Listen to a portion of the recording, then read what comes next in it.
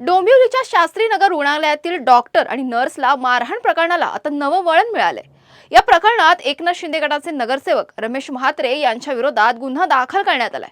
मात्र त्यानंतर रमेश म्हात्रे यांनी पत्रकार परिषद घेऊन आपली बाजू मांडली आहे।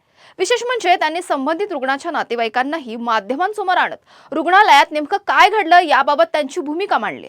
डॉक्टरांना मारहाण केल्याचे आरोप त्यांनी फेटाळून लावत संपूर्ण घटनेची दुसरी बाजू ही समोर यायला हवी अशी भूमिका त्यांनी व्यक्त केली आहे। काय प्रकार आहे? माझी 5:45 वाजल्यापासून माझ्या मुलीला मी सोनोग्राफी करायसाठी गेली। सोनोग्राफीमध्ये मी पोरगीची क्रिटिकल आहे म्हणून मी हॉस्पिटलला गेली। हॉस्पिटलला सांगितलं का त्यांनी तपासल्यानंतर सांगितलं का मुलगीची कंडिशन खूप खराब आहे। तर कंडिशन खराब आहे तर मग म्हटलं मॅडम तुम्ही ट्रीटमेंट करा काहीतरी।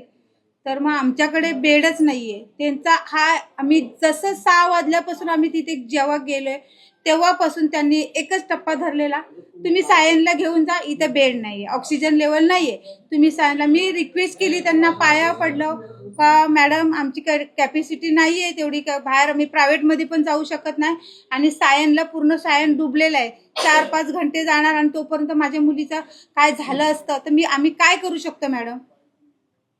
तुम्हीच सांगा। आम्ही डॉक्टरांना आम्ही देव मानतोय, तुम्ही देवासारखे, तर तुम्ही आम्हाला काय पर्याय सांगा आम्हाला। तुम्ही 6 वाजल्यापासून ते 9 वाजेपर्यंत माझ्या पोरगीला तडपडत ठेवली त्या लोकांनी, पण त्यांनी काय ट्रीटमेंट पण केली नाही आणि बेडच नाही म्हणून सांगितलं। म्हटलं एक नॉर्मल डिलिव्हरीची पेशंट होती, ठीक आहे म्हटलं आम्ही 1 तास थांबतो। एक लेडीज म्हणजे ऑक्सिजन म्हणजे त्या मुलाला जर ऑक्सिजन लेवल नसेल पाहिजे असेल तर मग म्हटलं माझ्या मुलाला मिळेल, माझ्या नातीला मिळेल, तुम्ही इथं पण मला इथंच सीझर करायचं आहे आणि मला इथंच ठेवायचं माझ्या मुलीला, कारण का आमची कॅपॅसिटी नाहीये। पुढे काय झालं मग? तुम्ही काय केलं पुढे? मग पुढे त्यांना आम्ही रिक्वेस्टच करतो, ती लोक बोलतात सायनलाच घेऊन जा।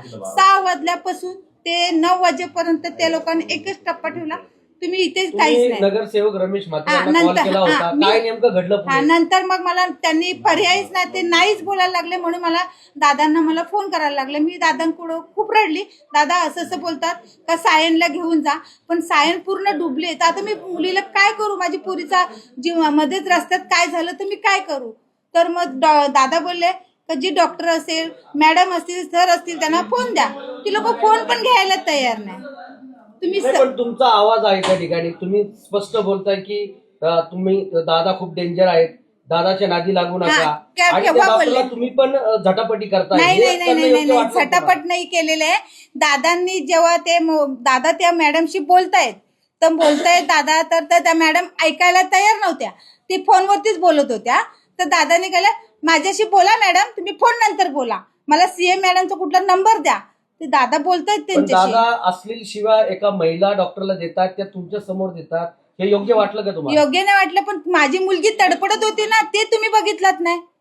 माझ्या पोरीचा जीव गेला असं ते तुम्ही बघितलं ना। दादाने माझ्या मुलीला बघितलं, बेडवरती माझी मुलगी तडपडते, तुम्ही सायनला घेऊन जा दादा बोलताय। सायनला घेऊन जाण्याची परिस्थिती डॉक्टरने नव्हती। आता कुठल्याही पद्धतीची सुविधा जी आहे त्या ठिकाणी नाहीये, आणि तुमचे दादा या ठिकाणचे नगरसेवक आहेत, 30 वर्ष नगरसेवक आहेत, तुम्ही स्वतः त्या ठिकाणी सांगतायत।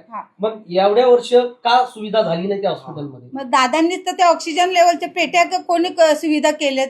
दादांनीच आपल्या एकनाथ शिंदे सरांना, मग आपल्या याला त्या लोकांनी त्यांनी दादांनीच रिक्वेस्ट केली म्हणून ते दादा पेट्या गेल्यात ना ऑक्सिजनच्या डिलिव्हरीचे। आता इकडे नेले, कल्याणला नेले दादांनी, मग शेवटी सीएम मॅडमला कुठला फोन केला आणि दादांनी हे करून मग ते कल्याणला का नेलं नाही? कल्याणला पण होतं की नाही? मग सायनच का तुम्ही धरलं? मला एवढं सांगा, सायनच का पकडलं? दरम्यान या घटनेनंतर डॉक्टरांच्या सुरक्षिततेचा मुद्दा पुन्हा ऐरणीवर आलाय। एका बाजूला डॉक्टर आणि रुग्णालय प्रशासनाकडून कठोर कारवाईची मागणी होत असताना दुसऱ्या बाजूला रमेश म्हात्रे यांनी आपल्यावरील आरोप नाकारले। त्यामुळे पोलीस तपासातून नेमकं सत्य काय समोर येतं आणि पुढे काय कारवाई होते याकडे सर्वांचं लक्ष लागलंय।